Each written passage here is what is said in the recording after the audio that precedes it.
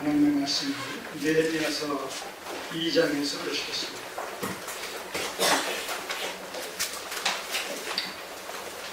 구약 727쪽입니다. 느헤미야서 2장 1절에서 10절까지 말씀입니다.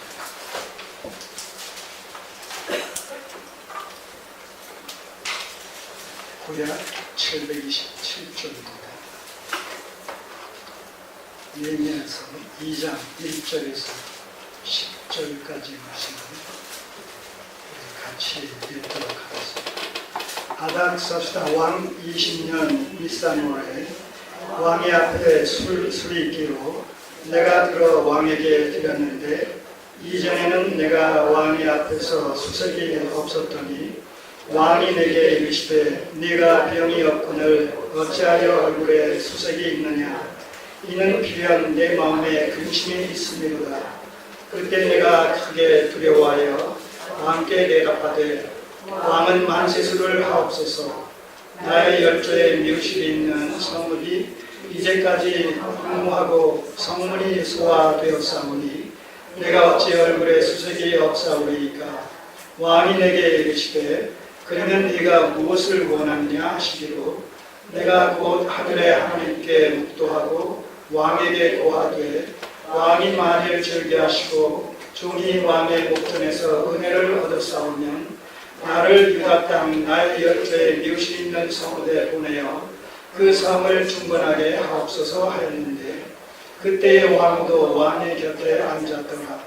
왕이 내게 이르시되 네가 몇 날에 행할 길이며 어느 때에 돌아오겠느냐 하고 왕이 나를 보내기를 즐겨하시기로 내가 기한을 정하고 내가 또 왕에게 아뢰되 왕이 만일 즐겨하시거든 강 서편 총독들에게 내리시는 조서를 내게 주사 저희로 나를 용납하여 유다까지 통과하게 하시고 또 왕의 상림 감독 아살에게 조서를 내리사 저로 전에 속한 영문의 문과 성곽과 나의 거할 집을 위하여 들보 제목을 주게 하옵소서 하네. 내 하나님의 선한 손이 나를 도우심으로 왕이 허락하고 군대 장관과 마병을 보내어 나와 함께하게 하시기로 내가 강 서편에 있는 총독들에게 이르러 왕의 조서를 청하였더니 호름 사람 산발락과 종되었던 암몬 사람 도비아가 이스라엘 자손을 흥왕케 하려는 사람이 왔다 함을 듣고 심히 근심하더라. 아멘. 기도 드리겠습니다.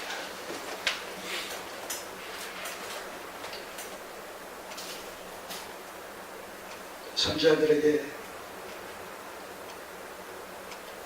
이스라엘의 죄를 물어 바벨론에게 멸망당할 것을 예언하셨던 하나님. 그러나 70년이 마치면 다시 저들을 포로로부터 귀환시켜 고토로 돌아오게 해주실 것을 또한 약속하셨던 하나님. 그 하나님께서 때가 찰 때에 바사의 왕들을 주장하시고 감동시키셔서 하나님의 약속의 말씀이 성취되는 것을 봅니다.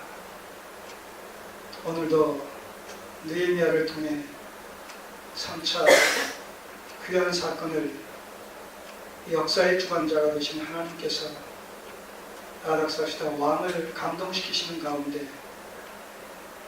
구체적으로 성취시키시는 모습을 보게 됩니다. 참으로 하나님은 살아계시고 역사의 주관자가 되십니다. 과거의 역사 속에서뿐만 아니라 오늘 21세기 역사 속에서도 동일하게 살아서 하나님의 뜻을 이루어 가시는 것을 봅니다. 오늘 우리로 하여금 이 하나님을 만나게 하옵소서. 우리에게 문제가 있습니까? 이 하나님께 우리의 문제를 바로 해결하시고 믿게 하시고 하나님의 인도와 다스림을 받게 해 주옵소서. 예수님의 이름으로 기도드립니다. 아멘. 느헤미야의 3차 귀환과 하나님의 손길, 느헤미야의 3차 귀환과 하나님의 손길이라는 제목으로 10절까지의 말씀을 같이 상고하도록 하겠습니다.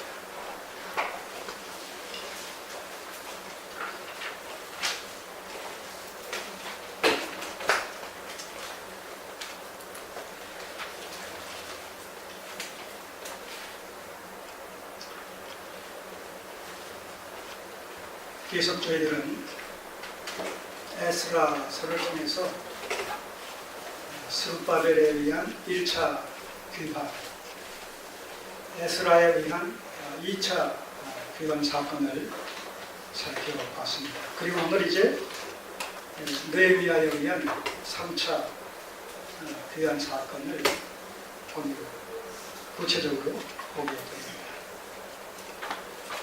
이 포로 귀환 사건 속에 하나님께서는 당시의 바사 왕들을 아주 구체적으로 주권적으로 간섭하셔서 표면적으로 보게 되면 저들의 자유의지를 발동해서 저들이 자신들의 자유의지를 발동시켜서 그렇게 하고 싶어서 그렇게 할 수밖에 없는 상황 속에서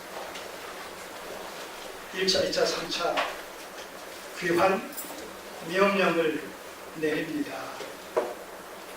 그러나 이면의 역사를 보게 되면 그것은 이미 하나님께서 과거 이스라엘의 역사 속에서 예레미야와 이사야와 특별히 에스겔 이 대선지자들을 통해서 이스라엘의 불순종에 따른 멸망과 더불어 때가 찰 때에 저들을 또한 포로지에서 귀환시켜 주실 것을 약속하신 그 약속의 말씀이 바로 페르시아가 그 당시 세계를 지배하고 있었을 이런 그 상황 속에서 필요적절한 왕을 세우시고 그 왕들을 통해서 바로 이스라엘 민족의 귀환 조소를 내려서 돌아오게끔 역사하시는 보이지 않는 하나님의 손길, 주권적인 섭리 역사의 손길을 우리가 생생하게 목격할 수 있지 않습니까?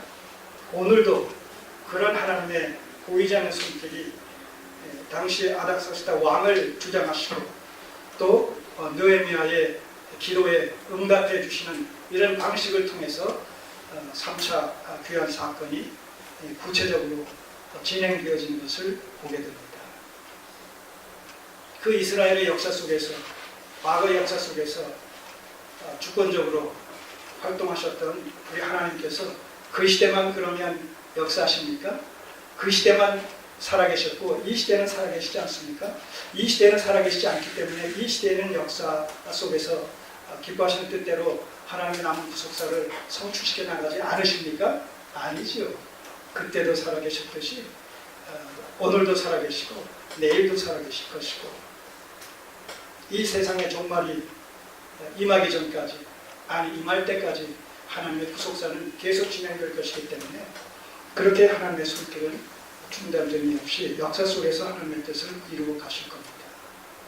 이 하나님 자꾸 강조되지만 우리가 믿는 하나님이 바로 이 하나님이시다. 이 하나님 우리의 생각을 통해서 우리의 상상을 통해서 만들어진 우상으로서의 하나님이 아니라 처음부터 살아계셨던 여호와 하나님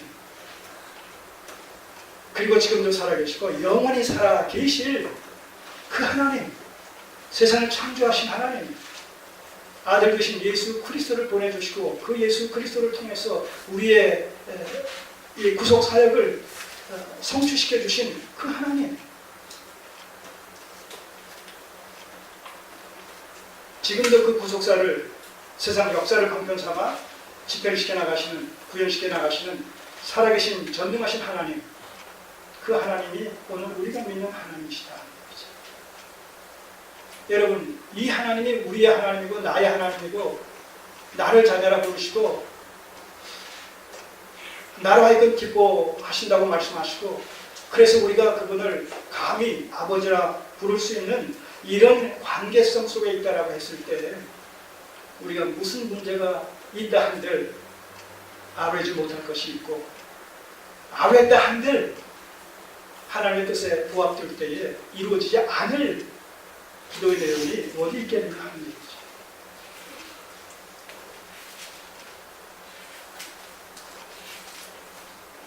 정말 우리의 믿음의 대상이 되시는 이 창조주, 구원의 주가 되시는 이 전능하신 하나님에 대한 인식과 이해가 좀 더 실제적이고 구체적이고 현실적이고 사실적이었으면 좋겠습니다. 저 역시 때때로 이 하나님을 잊어버리고 현실의 어떤 큰 문제가 너무나 크게 내게 다가오기 때문에 그 하나님을 잠시 잊어버리는 경우가 없지 않습니다만, 그러나 다시 또 회복시켜서 그 하나님을 찾아야 되겠죠. 그 하나님을 만나야 되겠죠. 그 하나님께 나의 문제를 의뢰해야 되겠죠. 믿음의 인내로 그분께서 해결해 주실 때를 기다려야 되겠죠. 자, 오늘 느헤미야는 1장을 통해서 자기 고향 땅, 그 가나안 고토에 자기 동족이 어떤 비참한 지경에 처해 있으며 이방인들의 노략거리가 되어져서, 그리고 예루살렘은 회파된 채 140여 년 동안 방치되어 있는 이런 어려운 소식을 듣고 기도에 들어가지 않았습니까? 그 기도에 들어간 이후에 오늘 2장 1절 아닥사시다 왕 20년 니산월에, 1장 1절은 무슨 월이에요? 아닥사시다 왕 20년 기슬로월에, 대개 11월, 12월경이에요. 니산월은 3월경이에요. 자, 그러면 기도에 들어간 지 몇 개월이 지난 셈입니까? 3, 4개월이 지난 시점입니다. 2장 1절의 시점이 느헤미야의 심정이었다면 당장 그 기도가 응답되어지기를 얼마나 학수고대했겠어요. 그런 비참한 비극적 소식을 전해 듣고 그 동족을 사랑하는 그 열심이 그를 강권함으로 말미암아 금식 기도에, 중보 기도에 들어갈 수밖에 없었던 그 느헤미야의 심정을 생각하면 빨리 이 아닥사시다 왕을 만나서 사실을 얘기하고, 그리고 빨리 현지에 파송이 되어져서 문제를 해결했으면 하는 그 열심, 특심의 마음이 얼마나 컸겠느냐 하는 얘기죠. 그런데 그 상황에서 아닥사스다 왕은 당시에 느헤미야가 거처하고 있었던 수상궁에 있지 않고 저 바벨론 궁에 있었단 말이에요. 그리고 그 기간이 3, 4개월에 간격이 있었단 말이에요.